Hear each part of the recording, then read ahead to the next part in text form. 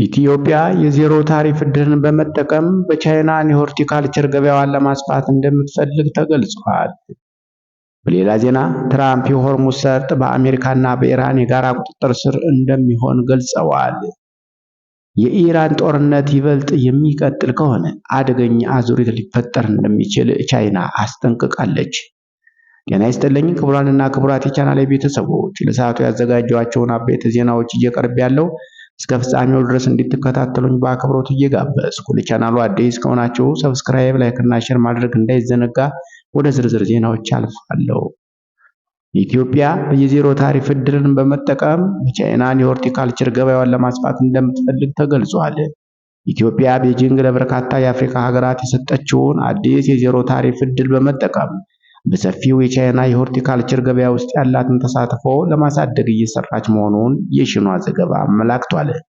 የኢትዮጵያ ሆርቲካልቸር አምራቾችና ላኪዎች ማህበር ዋና ስራ አስፈጻሚ አቶ ቴዎድሮስ ዘውዴ እንደገለጹት ይህ ተመራጭ የንግድ ፖሊሲ የኢትዮጵያን የሆርቲካልቸር ኤክስፖርት በከፍተኛ ሁኔታ እንደሚያሳድግና አጠቃላይ የንግድ አፈጻጸሟን እንደሚያጠናክር ይጠበቃል ተብሏል።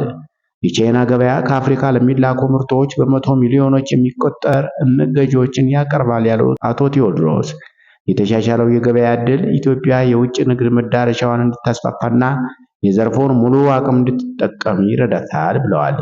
እስካሁን ድረስ ወደ ቻይና የሚላኩ ምርቶች ከታሪፍ ጋር በተያያዙ መሰናክሎች ምክንያት አነስተኛ ሆነው መቆየታቸውን የጠቀሱት ዋና ስራ አስፈጻሚው አዲሱ ፖሊሲ ግን በዓለም ካሉ ትላልቅ የሸማች ገበያዎች አንዱን በመጠቀም ዕድል እንደሚሰጥ ገልጸዋል።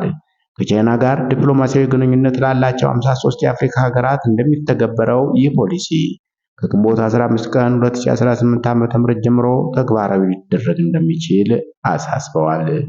ትራምፕ የሆርሙዝ ሰርጥ በአሜሪካና በኢራን የጋራ ቁጥጥር ስር እንደሚሆን ገልጸዋል። የአሜሪካው ፕሬዝዳንት ዶናልድ ትራምፕ ስልታዊ ጠቀሜታ ያለው የሆርሙዝ የባህር መስመር በቅርቡ እንደሚከፈትና በአሜሪካና በኢራን የጋራ ቁጥጥር ስር እንደሚሆን አስታውቀዋል። ፕሬዝዳንቱ ለሲኤንኤን በሰጡት መግለጫ ከኢራን ወገን ጋር እየተደረገ ያለው ድርድር በጥሩ ሁኔታ ከቀጠለ መንገዱ በፍጥነት ክፍት እንደሚሆን ገልጸዋል። ይህ እርምጃ በኢራን ውስጥ የሚታየው የአገዛዝ ለውጥ አካል መሆኑን የጠቆሙት ትራምፕ በድርድሩ ወቅት ያገኟቸው የኢራን ተወካዮች ምክንያታዊና ጠንካራ ሰዎች መሆናቸውን ገልጸዋል።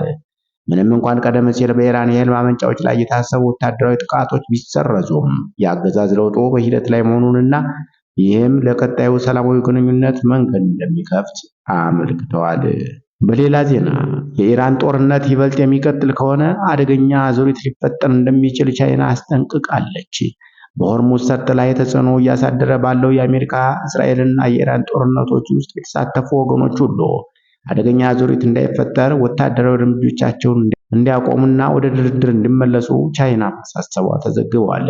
የአሜሪካው ፕሬዝዳንት ዶናልድ ትራምፕ ኢራን ወሳኝ የሆነውን የባህር ላይ የንግድ መስመር እንድትከፍት እያደረጉት ስላለው ጫና የቀረበላቸው ጥያቄ የቻይና የውጭ ጉዳይ ሚኒስቴር ቃል አቀባይ ሊንጂያን ምላሽ ሰጥተዋል። ቃል አቀባዩ ግጭቱ እየተባባሰ የሚቀጥልና ሁኔታው ይበልጥ እየተበላሸ የሚሄድ ከሆነ መላው ቁጣና ወደ ትርምስ ውስጥ ይገባል ሲሉ አስጠንቅቀዋል። ኃይልን መጠቀም ወደ አደገኛ አዙሪት ብቻ ነው የሚመራው ያሉት ሊያንጂ ጦርነቱ ገና ከመጀመሪያውኑ መጀመር እንዳልነበረበትም አክለዋል። ክቡራንና ክቡራት የቻናሌ ቤተሰቦች ለሰዓቱ ያዘጋጀሁላችሁ አጫጭር ዘገባዎች የተከታተላችኋቸውን ይመስሉ ነበር። አብራችሁን ስለቆያችሁ ከልብ እያመሰገንኩ ለቻናሉ አዲስ ከሆናችሁ ሰብስክራይብ፣ ላይክ እና ሼር ማድረግም እንዳይዘነጋ። መልካም ቀን እንዲሆንላችሁ ተመኘው።